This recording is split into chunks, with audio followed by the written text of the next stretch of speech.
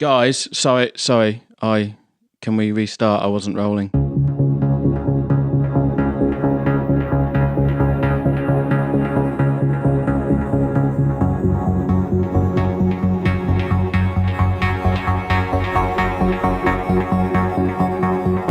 Now, if you'll excuse me, I have a beam of light to catch. Now, that's the third time we've heard that. It's still funny. It's still a First terrible time line. I screwed it up. Second time I wasn't rolling, and that's the third time. This is the perils of a morning recording, isn't it? No one's quite in gear. Yeah, we're mourning. We've already heard about Sam's Sickness. sickness, That. poor recording setup today. Yeah. Studio B. Studio B is in, which is the lesser of the two studios at cat Draper studio. Studios. Yeah. Two cat studios. Do you have two cats? We've got two cats, yeah. No, that's boring conversation. So here I am at the Science Fiction Rating System. I'm Chris Redding. Hello. We've got Sam Draper over there. Say hello, Sam. Hello. And Alex Humphrey. Hi there. Okay, so today we're going to talk about K-Pax, which has got Kevin Spacey and Jeff Bridges in it. I didn't know about this film until I was doing a bit of a Kevin Spacey marathon on YouTube the other day. And I suggested it. Kevin's in the news at the moment, so I thought I'd go and check How out much his are we going to finest work. say Look about for clues. How much are we going to say about Kevin Spacey? Like, what can we say? Because Sam, it's an you looked ongoing into court this? case, I think we should just say Kevin's in the news. Just Kevin's leave it at in that. the news. Okay, yeah. Look it up for yourself. Do the research. It's hard not to watch it in a different light, isn't it? You know? A little bit. Yeah, I mean, I know people who have worked at... I can't talk about that, sorry. Beep. Yeah, I also know someone who used to be his assistant as well. That was, yeah. Good stories. We'll talk about that later. Okay. So this film is based on a novel which I'd never heard of, and it's directed by a guy called Ian Softly. Yeah. Do you know? Also never heard of. Oh, but he did Hackers. You must have seen Hackers. Oh, did he? Yeah, Right. Yeah, and Backbeat, which people seem to like, about the Beatles. The isn't it? Beatles film. Yeah. So you know, he's directed stuff. Got chops. He's got chops. Yeah, he's got chops. Yeah, so this is an interesting one. It's one of our films which I was watching this. I actually texted Sam. I said, this isn't even a sci-fi.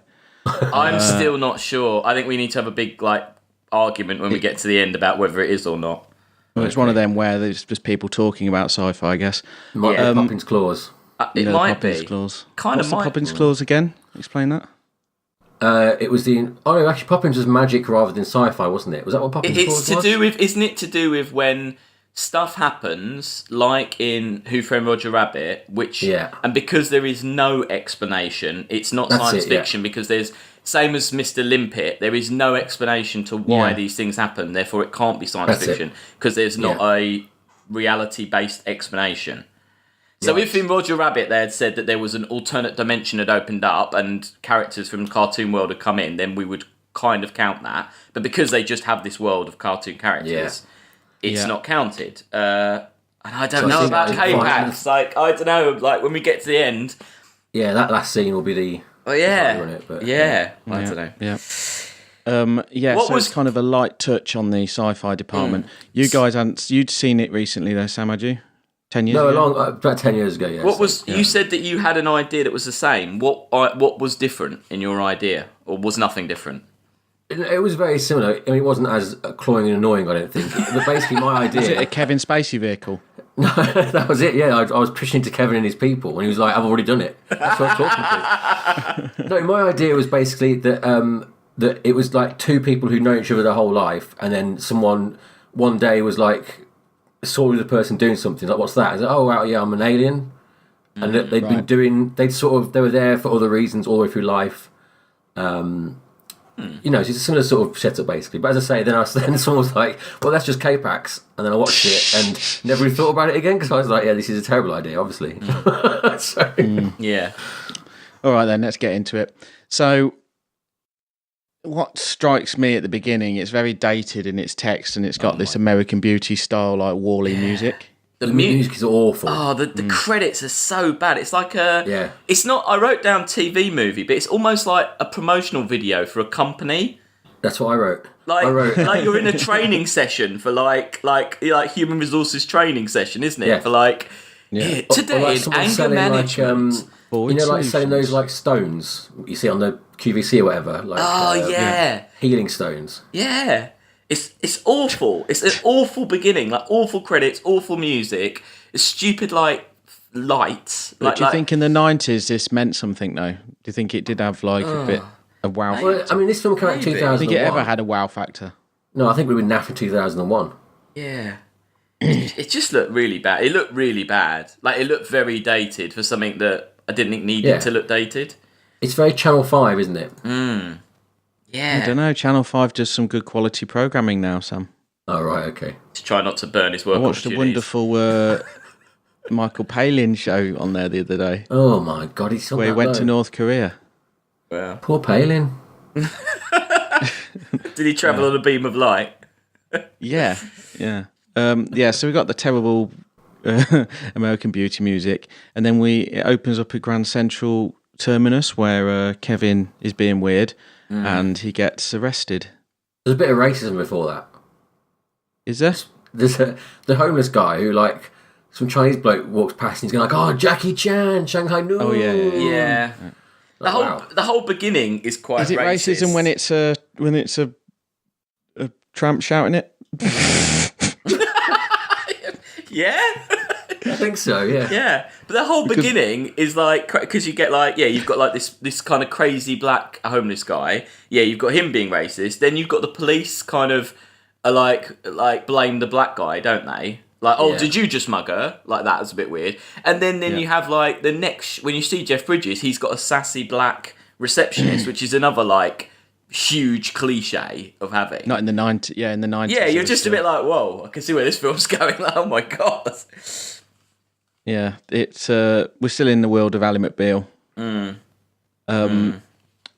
And Dawson's Creek.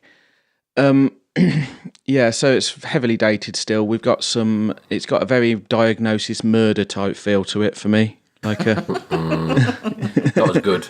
No. Yeah. No. Yeah.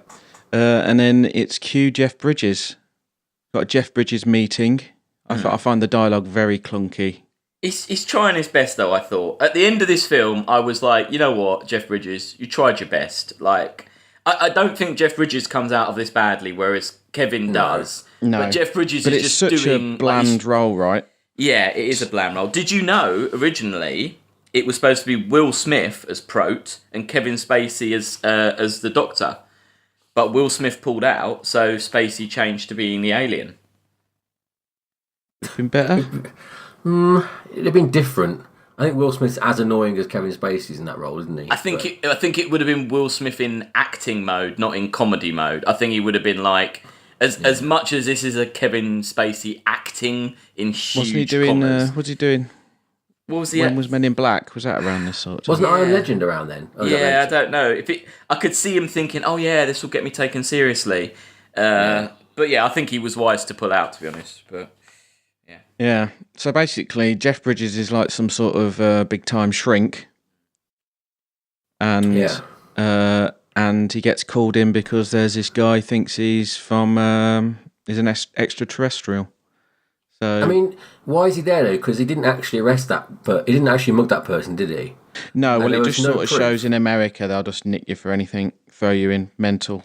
It's been a month, they say. That because the doctor, the Indian doctor, who's also a bit of a stereotype, they kind of don't know. They imply that they've done tests on Pro and they've kind of. He's not dangerous, though, is he? Or... But you think that as soon as they realise he hadn't done the mugging, they'd just let him go, wouldn't they? Yeah, you think they'd have bigger fish to fry. Yeah, because what's he actually done to harm anyone? Nothing, really. He's just wandering around talking a bit strange.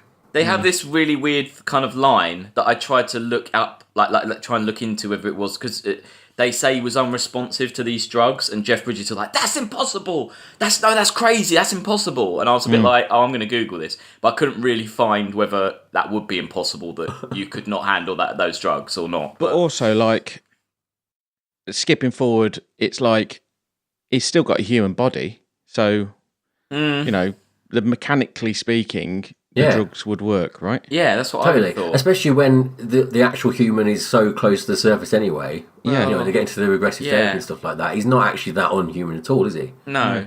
But it's a case in this film. This is why I would say maybe it's not science fiction, because this is one of 2 or 3 times where they say, this is why he's alien, because of this. But then they never back it up. They never do any more tests. There's not like... Because at this point, I thought, okay, right, the way this film's going to go is... Mark will want to do like nice hippy drippy regressive therapy, and then there'll be an evil doctor who'll just want to pump Prote full of drugs because that's like the message, and that's like how the film will play out. Like, will the drugs win, or the kind of let's talk. That was the conflict, but it's so fucking boring. There isn't even that, to be honest. I was gonna say, you've assumed there that this is a competent film with actual conflict in it, and it's not. So I did assume wrong. It's like they imagine like some of these scenes to be memorable when they're not. Yeah.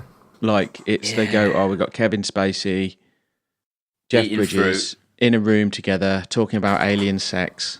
Yeah. It's gonna. Yeah. This will be a memorable scene. This will be on everyone's top scenes in the world.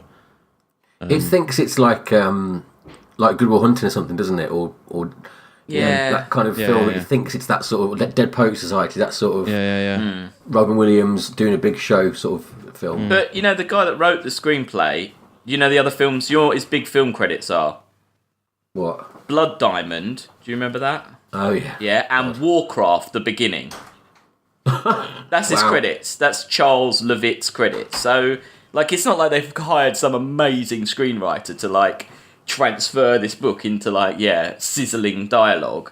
It's pretty Part of the Sea, that was bad by Ron Howard.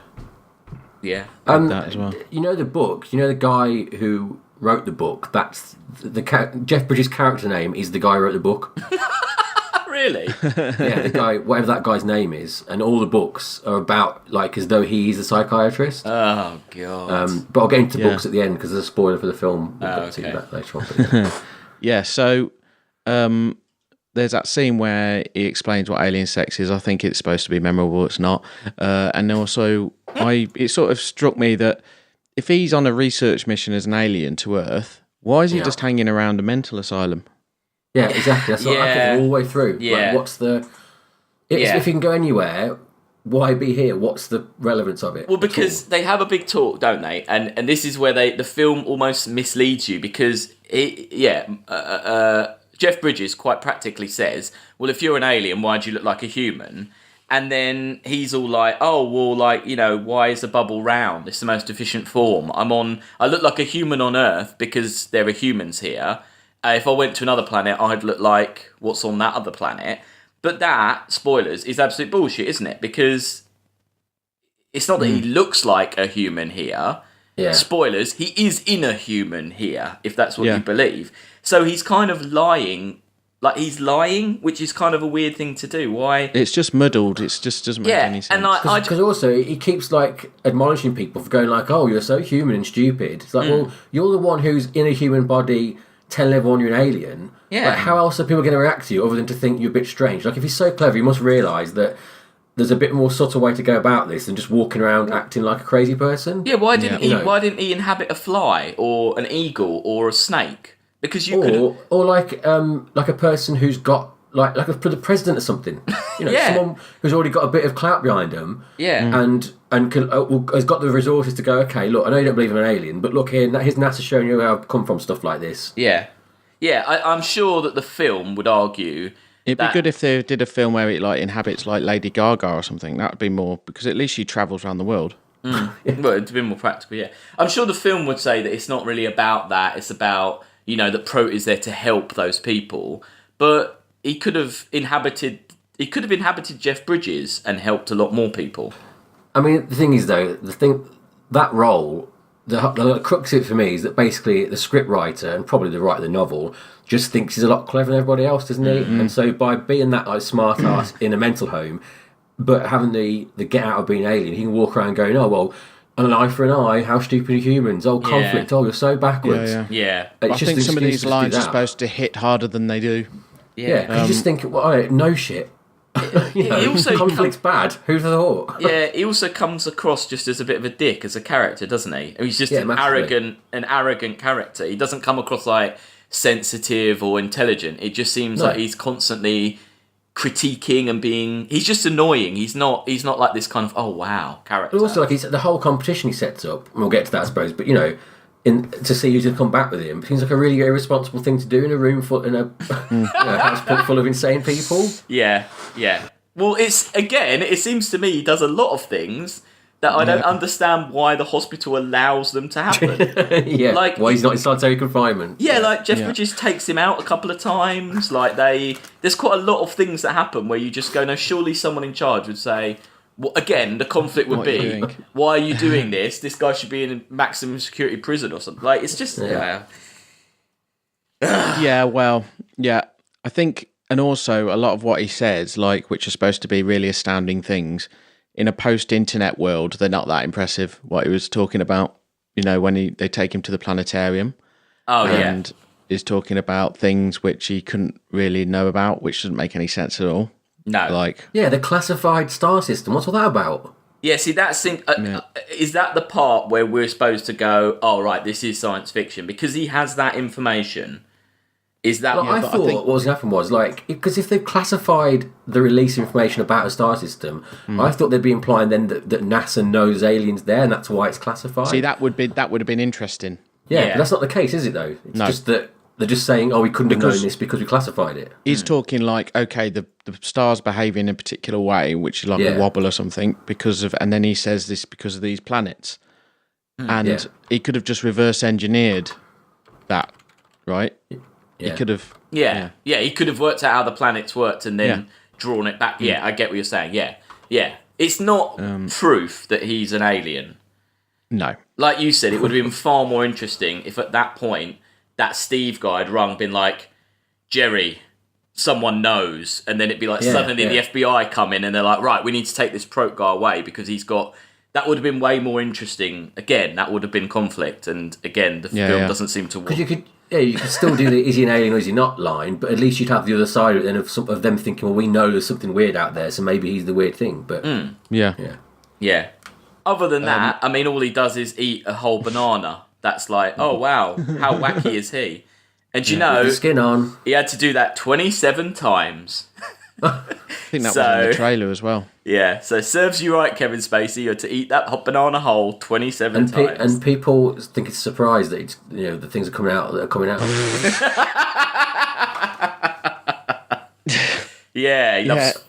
says that fruit loving Kevin Spacey. He loved fruit. Eating the skin on a banana. Yeah. I have to cut that out. Can't say that, can I? Deviant. Whoops. So and then he goes back and there's this whole bluebird thing. What's that about? Like where?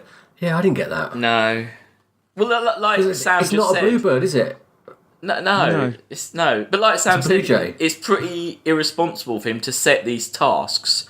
He sets 3 tasks for the guy out of Dreamscape, who I did they think all start killing each other. Well, he was acting. Did you all recognise him from Dreamscape? Oh yeah, and from Twin Peaks, yeah. Yeah, like he was acting his arse off. Well done. Yeah, well done, David Patrick Kelly. Good for you. That seems super irresponsible. And the other bit is the bit that really annoyed me was when they say, all right, he wears those sunglasses because he can see ultraviolet light. And Jeff Bridges is like, oh, humans can't see ultraviolet light. And surely, again, at this point, they go, right. And I thought when they had the room all dark, there was like something written on the walls in ultraviolet. Yeah. And he was going to read it and that would prove... But they don't even fucking do that, do they? Like, surely that's... it'd be quite a simple test to do. Yeah. But why don't they? And also, he's still in a human body. Yeah, so how can he see? Human eyes. Yeah. Yeah, so how can he see? I think some people can see higher into the UV. In the world, so I don't think it's even true anyway. That line, it's just really annoying. And then another irresponsible thing: he takes him home to the barbecue. To hang out with all the kids. Yeah. And what's the point of this bit? What's the relevance of him taking him back home? I think it's Because he's trying to unlock like his past, isn't he? Yeah, I think he's trying to. Yeah, but like all those other patients there, I presume a lot of those have got a lot of like deep trauma in their past, and I don't think he's taking them home for 4th of July celebrations, is he? No, I think he's. But he gave him a deadline, though, didn't he? Like, oh yeah, of course, yeah. If you don't cure me by this date, I'm going to kill everyone. Also, I guess you're supposed to think that Jeff Bridges is obsessed with him. I guess. Yeah, because you get that scene where he's like working and his daughter's trying to play something on the piano, and he like very.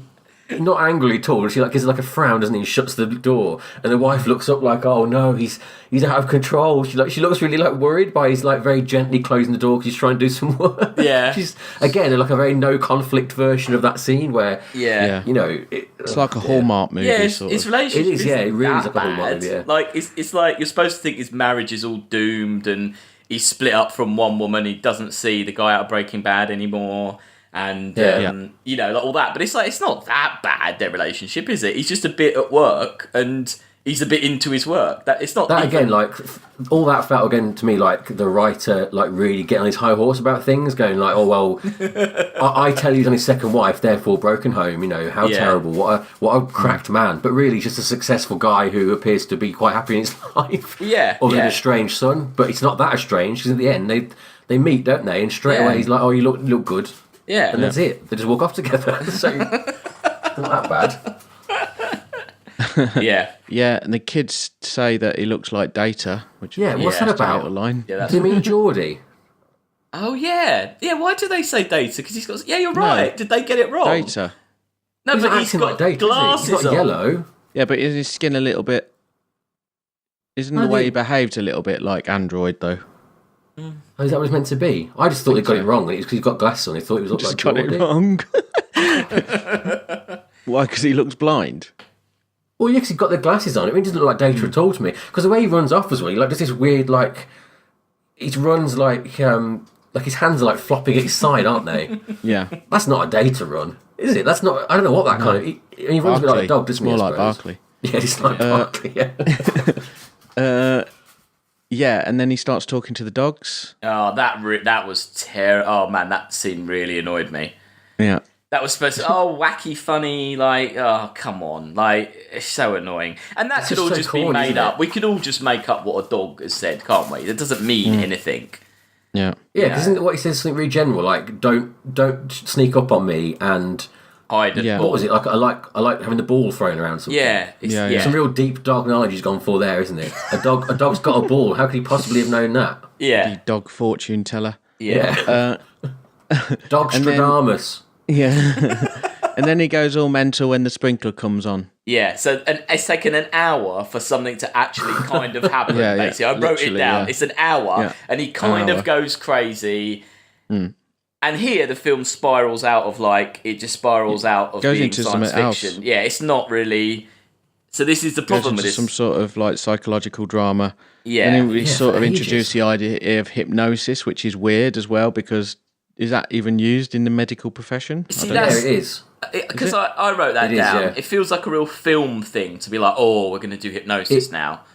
From what it is used, and I bet it's a lot more American than it is here, but not in the sort of slapdash way they're doing it here. Like, it's very... surprising. Yeah. They wouldn't be doing it in this sort of situation. Also, I don't think they normally have a guy... Because he kind of does it like Darren Brown. Yeah. But also the guy at the other side of the one-way mirror. Yeah. I don't think most hospitals have that going on. A guy like... No. They might do in a sort of a mental institution. But that was so like false, wasn't it? It was like, oh, his heart rate's going up. Come on, Mark, pull him out. Yeah, like, it's like that's something you do in like. Trying to introduce tension, where it's not there. It's not flatliners, is it? It's not like he's dying. He's just under hypnosis and getting upset. I bet you. In a weird child's voice, which is weird. Yeah, I bet you this is the bit that Kevin Spacey flipped through, read this bit, and was like, "Oh, yeah, I'm doing this film. Like, do that, this is such an act. Oh, I get to do a funny child's voice. I get to do alternative. Yeah. Oh, I get to act physically be a bit different. Oh, wow, look at me acting.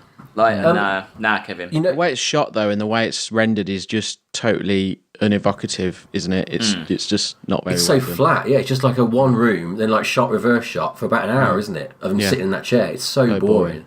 Going back to that bit of the party. Yeah.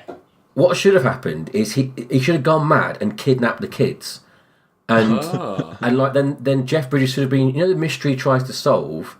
He should have been trying to solve it because Kevin Spacey had gone back to where it all happened. The house with the kids, and was that would have been way better. Like, I like the idea you had where it is being covered up at that planet is there. And it's like a whole contact thing. Well, you could have both going on, couldn't you? You could have both plots. Like, they're both... Like, Jeff Bridges is trying to get to him because his kid's there and he knows that he's just messed up. And the government are trying to get there because they think he's an actual alien from this planet. Like, there's so much you could do with it. It's and a rich idea. In, like, the shed of the house, he could have actually have built something. A bit like, safety not guaranteed. He could be building, like, a communication device or, like, a transport there, like E.T. And he was going to take the kids with him to K-Pax. Yeah. But is he mad or is it real? See, that's way more. Yeah, we've made a better film. Call Ian softly up. Tell him when we make K-Pax. Yeah. Yeah, so we discover all about the murder in his past life, and he's through a whole series of regressive hypnosis sessions, which gets very boring. Yeah. I do think the best bit of the film for me is the tiny bit of detective work that goes on with the pencil and he's reading the microfiche of the papers and stuff like that. Yeah, and Jeff Bridges goes on a little trip. Yeah. It's done poorly, but, that's the... Yeah, that's the little bit of sort of TV mystery, drama. Yeah. And then, and then at the end you've got like the yearbook portrait of Kevin Spacey. Well, they're all having a big party, aren't they, to see who's going to get taken to K-Pax. Oh, yeah, so he's just wound everyone up to come with him. Set the date. Doesn't really make much sense, because didn't he say, isn't it? Because it's not even his body, right? It's just his... Again, this is my one person can go back with him. Yeah. And like they've set an essay competition, haven't they? Yeah. But he's also... It's implied that he's told... He's not reading them essays, though, is he? No, he's not. It's implied that he's told the guy with the smell problem that he's the one who's going to go back. And everyone else, yeah. Yeah, like... And he's just sat there smiling, looking like, doing his Kevin Spacey face, while the whole place he's just like going absolutely mental, tearing themselves apart over it. Yeah. Do you want to know what my explanation was to all of this? My explanation was that Robert Porter, which is what, the body that he inhabits, is actually a serial killer, and that he killed his own family, straight up just did it, no remorse, and then he pretended to be, he either pretends to be catatonic or pretends to be the alien, and that, in fact, at the end, that was like his get out clause was to be like, oh no, I've gone back to being catatonic. And the Bess, who has been taken to K-Pax, she hasn't been taken. He's just murdered her really horrifically and just hidden the body somewhere. So that's why she's And at the end where disappeared. Jeff Bridges gives him a pen, he stabs him in the neck with the pen. Yeah, maybe. No, but that works, Alex, because at the very last shot when he has that little smile on his side of his mouth. Because he got away with it again. Yeah, totally. It's like at the end of Usual Suspects, he does his hand thing as he walks away. So the my needs my to one be is a a twist bit or darker, something, doesn't it? But yeah, sadly, Well, there's just no twist, is there? There's just no. We don't learn anything. No. Well, And even that woman that disappears, right? It doesn't make any sense because they don't take the body.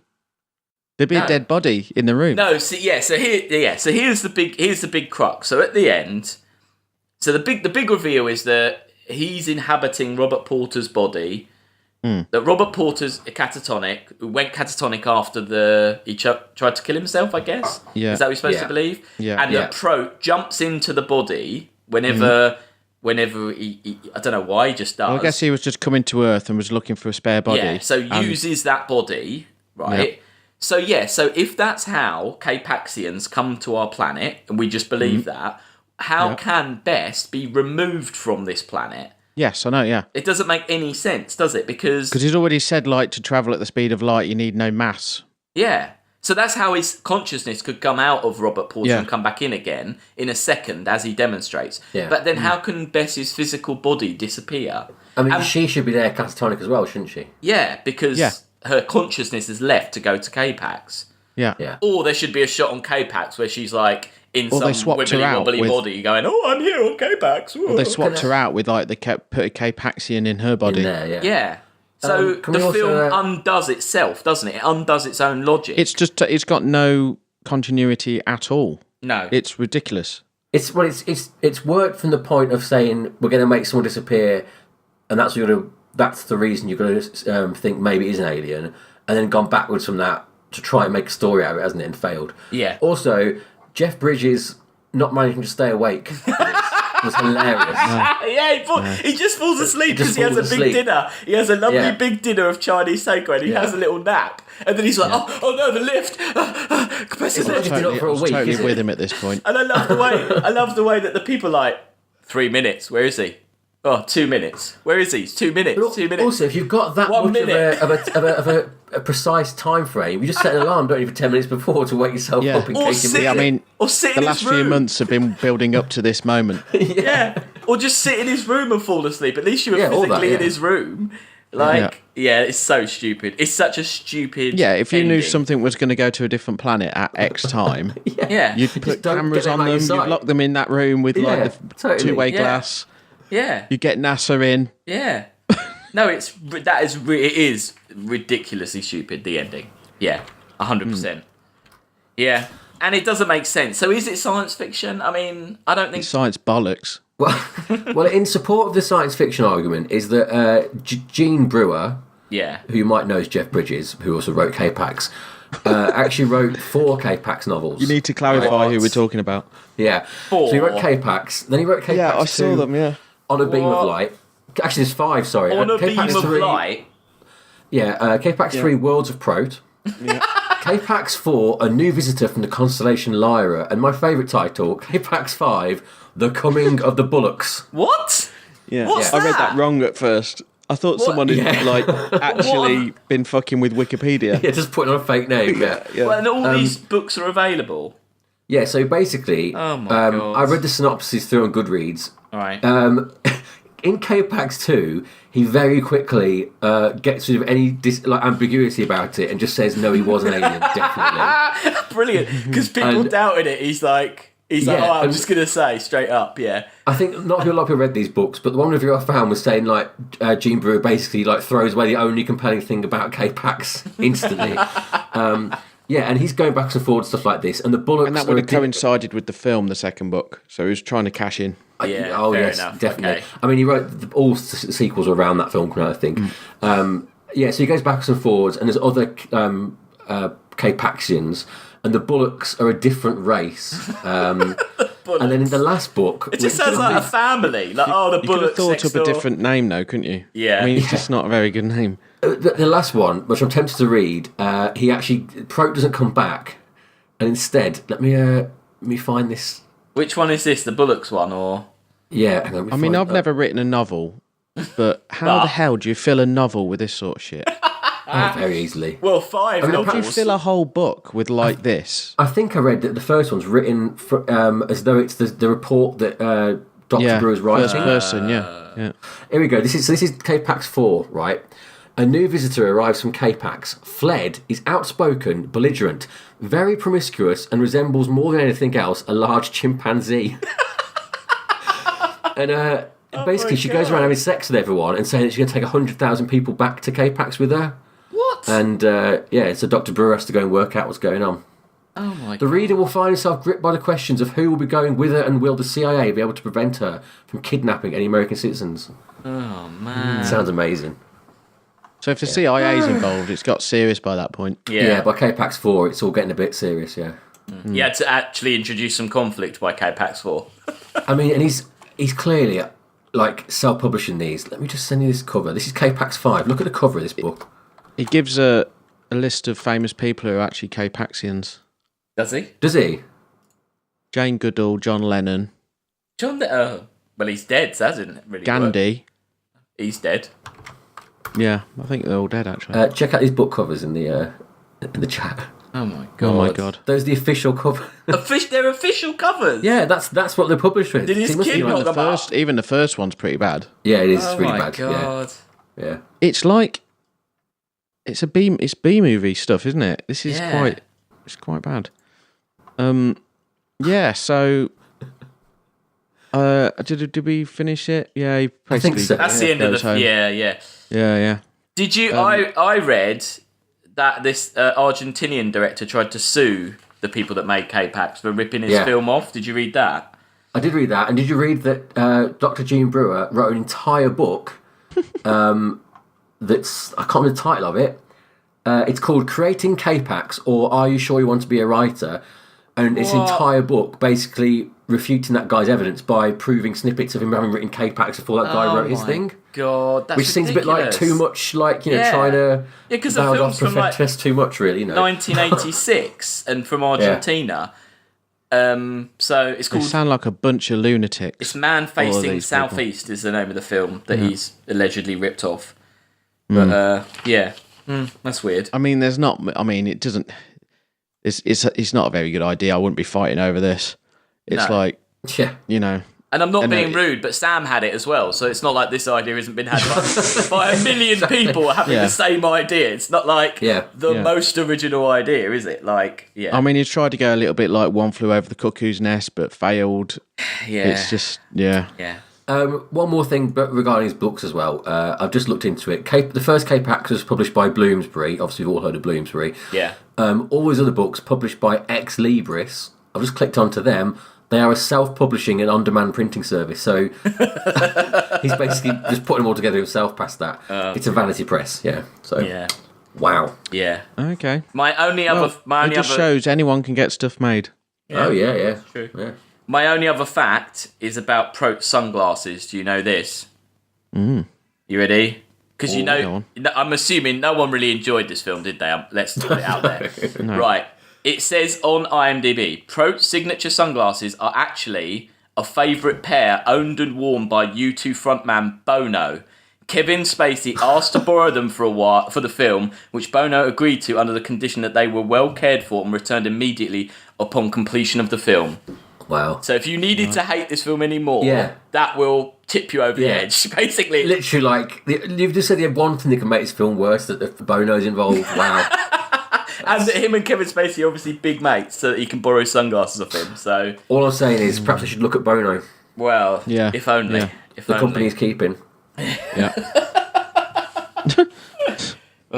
Yeah. So we're going to say it is science fiction then. Do you say Bono or Bono? Bono. Yeah. He says Bono, but to say Bono to annoy him. Yeah. Okay. So we're saying it is science fiction then. I guess if the books, the sequels... I think it's got to go on the list, just because we've wasted time. We've wasted 40 minutes talking about it. We better put it on the list. Yeah. I don't think it's science fiction, though. But if the sequels then very definitively say he is an alien... To the book, but not the film, though. I don't think the film is science fiction. I don't think it is, but... no, it isn't. Because we don't definitively see anything which is impossible. The only support we've got is that the woman disappears, but as we've gone through, if you even go by the logic of the film, and she had gone to K-Pax, then she to K-Pax, she wouldn't have disappeared. No. So that's the only sort of evidence you've got. So really, she could be hiding under the bed or just escaped or something, couldn't there's she? him knowing about the constellation of whatever it is and drawing all those things. That's like, is that proof? Well, that doesn't make any sense either. How it doesn't, they've made a plot point out of something which could never be a plot point. It's weird. The film actually undoes itself all the time. Like I said, the ultraviolet light thing and the drugs not working. All the little hints that he might be an alien, they never follow up. So the bit we've missed is there's a voiceover, isn't there? Kevin Spacey voiceover right at the very end where he sort of explains, doesn't he, why he's come from K-Pax. Do you remember that? About the universe repeating itself or something. Yeah, repeat itself, and you'll go backwards, and that's what you'll see all again. Again, that doesn't. I wonder if they added that in either. to like make it to try and say like, no, he's definitely an alien because he's talking now like as though he knows about the universe going backwards. Yeah, but if it goes backwards and then it doesn't make any sense. Things happen exactly the same I could say, again. couldn't I? You could say that. It doesn't mean it's true. No. Well, obviously, someone's come up with it. The writer. So I don't think it goes on the list. I think it's Poppin's clause. In a way, I wish we could ring Ian softly up and say, "Look, mate, do you want to not be on the list, or do you want to be at the bottom of the list? Because this is pretty much your choice." I think it should be at number 120. It's so going to be so low. That means it's kind of in its different list. It's like relegated, and we were missold. So we leave a gap. Yeah. I mean, it's going to be... Is it offensive? It's not... If it was on the list, where would it be? I don't think it's as bad. We could start a whole new category, I think. No, actually, I think maybe it shouldn't be on the list. I don't think it should be. No. Let's not try even at the bottom. No, we didn't let Limp it on, did we? No. Could we put like a rogues gallery on the website? Yeah, I think we need a Poppins clause list. Yeah, okay. I agree with that. Let's have a list of the things that didn't make it onto the list, which is... There's 3 now, aren't there? So yeah. We were missold on that. Yeah. We knew that the fish one wouldn't be. No. But that would... But it would... The list of things that aren't on the list would be... The top would be Roger Rabbit, then it would be Mr. Limpet, then it would be K-Pax. So it's... Yeah, I think so, yeah. It's the worst of the Poppins clause, yeah. Yeah, cool, okay. There is a technology in Roger Rabbit, though, isn't there? No, they never really explain how they got there or why they're there. Or... No. Yeah, but doesn't he have that gun or something which turns them into real... Yes. Doesn't Christopher... What's his name? The bad guy. That destroys that's the ink. It gets rid of the... Yeah, that's a technology. No, but the fantasies, like the fact they never explain, like why there is this toon universe. Yeah. Okay. It's just there. Yeah. You know, like the way in a fantasy, dragons are just there. And Mr. Limpet almost tries to tell you, because it's all like, oh, science research and all that, and then it just cops out and basically is magic, isn't it? So yeah. Wow, K-Pax. So it's not only not made the list, it's made the bottom of the not list. Your film sucks. Brilliant. Wow. We need a name for that list then. Like Well, it's just a Poppins clause list, isn't it, I suppose? Poppins clause, okay. Yeah. And then we need a little explanation of what that is, the Poppins clause. Perhaps the Poppins Rogue Gallery, like that Rogue Gallery you had there, Chris. Yeah, Poppins Gallery of Rogues. Yeah. Yeah. We'll get a nice banner for it. Yeah. Right. Cool. Well, that was K-Pax. So it's been measured and it's been quantified as not sci-fi. So and not good. And not good. Yeah. Crucially not good. So do you want to hit us up with any ways to contact us there, Alex? Okay, well, yeah, if you disagree with... Hang on. Let's go into the past. Oh, sorry. Right. Oh, let's go to the past, everyone. Hello and welcome back to the past. Next week, we are watching Attack the Block, the directorial debut, I think, of Joe Cornish. That's right, isn't it? Yeah. Better known, well, probably not better known, but to me as one half of Adam and Joe. And probably better known in Hollywood for writing a lot of stuff, because he wrote Tintin and he wrote Ant-Man. Yeah. He's more of a writer than a director. In fact, to the point where it was this, and now it's his new film coming out, The Kid That Would Be King. It's like, did I say it was 9 years apart or something like that? So he hasn't directed very much. No. Well, have you got a synopsis for us? An alien crashes in London on an estate, and some youths find it, and then more aliens come. That's it, isn't it? I mean, that is it, isn't it? Really, and it's kind of a comedy. It's kind of a actiony, and it's kind of a youth film. And doesn't it star what's his face? Wasn't it his first role? The guy from Star Wars. John Boyega. Yes, wasn't it his first role? I don't know. Oh, okay. Well, yeah, I think it was. Yeah. Yeah, there you go. Anyway, should we watch the trailer? If you like. Let's watch the trailer. No. Believe it. And I landed in the wrong place, though. You get the wrong place. Welcome to London, motherfucker. Well done, lads. You discovered a species hitherto unknown to science. Believe. Maybe there was a party at the zoo and a monkey fucked a fish. Yo, check it. More what? Them things. Lovely fireworks. Nah, mate, it's an alien invasion. Of course it is. I'm killing them straight. Let's get tooled up, blood. It's a good title, isn't it? I remember having mixed feelings about this, so I'll be glad to rewatch it, because I remember feeling, mixed feelings, put it that way. Mixed. Yeah. We don't know what you think, Sam, at all, do we? No, sorry. No. Yeah. I might have changed my opinion anyway. I'm quite a, flitty kind of person. You never know. It's true. That's It's true. I automatically recoil from this like hood rat sort of shit. Yeah. We'll see, eh? So, everyone at home, look forward to next week. I'll try and do a quiz how about that? I'll try and promise a couple of quizzes. Yeah. Adam and Joe related quizzes. Yeah. Brilliant. Well, that's next week then. Tap the Block. We'll see you then. Bye. Bye. Bye.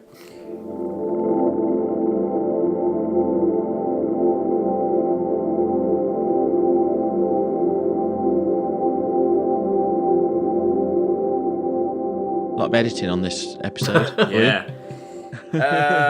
So next week's Attack the Block. There you go. Which is science fiction. There's no doubt about that. Bruv, fam. Yeah. Yeah, bruv. Enough podcasting next week. Anyway, email us at sciencefictionratingsystem@gmail.com if you think K-Pax is a science fiction film. You're wrong, but you can try and argue. The website sciencefictionratingsystem.com, and then Twitter, Instagram, Facebook at sfratingsystem. Come and see some stuff. We've got some stuff on there. Would you like some correspondence? Woo! Yeah. We've actually got two things to do one this week. Wow. One next week. So, first of all, it's from Terry Clubley, who emailed me once before, long ago. Hi, Terry. Oh, hey, Terry. About the 2014 trilogy. Basically saying he enjoyed it, and suggesting another 2014 film for us to watch, which is Johnny Depp's Transcendence. Has anyone seen that? That was on my list of alternates. You remember we all had to have an alternate if someone had picked our film? Yeah. That was like my third alternate. Right. Well, It looked terrible. the glowing review is that Terry says, I must have enjoyed it as I watched it to the end whilst drinking too much whiskey without falling asleep. Wow. Okay. I can't imagine it featuring very high on your list, however, would love to hear your opinions. Oh, okay. Oh, yeah. Why not? All right. I'm up for a bit of Johnny Depp bashing. Yeah, I think we can give that a... Another person we can't really talk about, isn't he? Yeah. No, isn't that proven in court now that he's an abusive twat? Isn't that I don't know. I think he paid damages. I wouldn't go into that. I know you wouldn't. Just in case he comes calling to star in your next film. I'd sign them all up. Kevin, if you ever want to do something, just give me a shout. Co-directed by Bryan Singer. Yeah. I don't care. Produced by Weinstein. Wow. Yeah. Wow. I mean, No morals in the industry. That's the film industry for you. well, there aren't. Oh, that's the whole No. problem, isn't it? Really? Yeah. Anyway. Look at us getting all pro on the podcast, telling the world how it is. Yeah, I'll just run my business how I want to run my business, if that's all right with you Yeah, two. that's fine. Cool. That's fine. Okay. Yeah. Cool. Yeah, so that was a great little rundown there. Thanks for that. Alex, give us the... we got to go backwards in time. No, we've done all that. No? We've done all that. You haven't. Are you go backwards through the universe like Rope right now? No, I was going to go before I had to watch K-Pax and then not. No, we're all done. I think we're done. Yeah. It's time to say goodbye. Have you done all the contact information though? Yeah, Yeah. I did all that. I must have dozed off. Did you have a seizure? Did you go all Jeff Bridges? You had a nap. Probably got in his brain. Can we just regress me back to what we were doing? Yeah. So this week we're doing doing a K-Pax. podcast. Yeah. We do it again because I wasn't rolling. No. Yeah, so that was a fantastic episode. Thank you for that. So just before we cue the music and say goodbye, I'm going to say thank you to Sam Draper. Thanks, goodbye. Chris. Thanks. Bye. And thank you to Alex Humphrey. Thank you. Cheers, and it's goodbye and thank you from me. Goodbye. Bye.